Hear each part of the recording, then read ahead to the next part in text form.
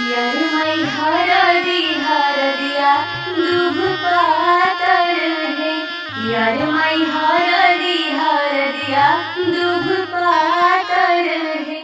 यरमई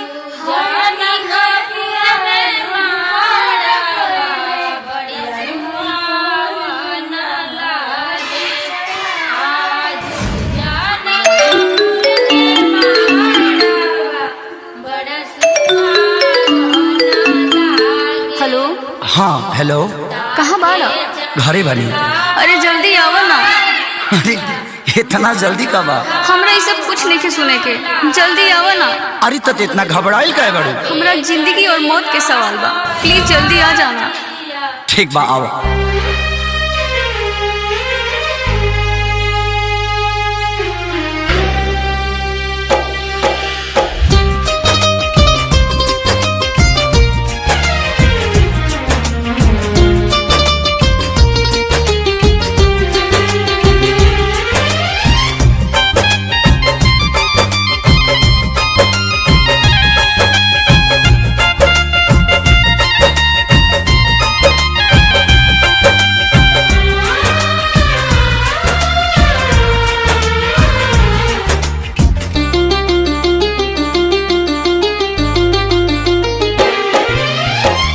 पगली के भइल बाटे पागल के दासा, आज हमरा पता चलल प्रेम के भाषा।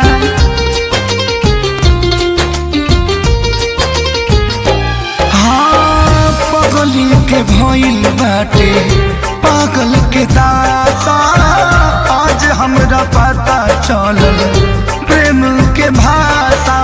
रोते रोते मिले हमसे आयल बड़ी, रोते रोते मिले हमसे आयल बड़ी। हमर जान आज हरदी से लटाइल बड़ी, हमर जान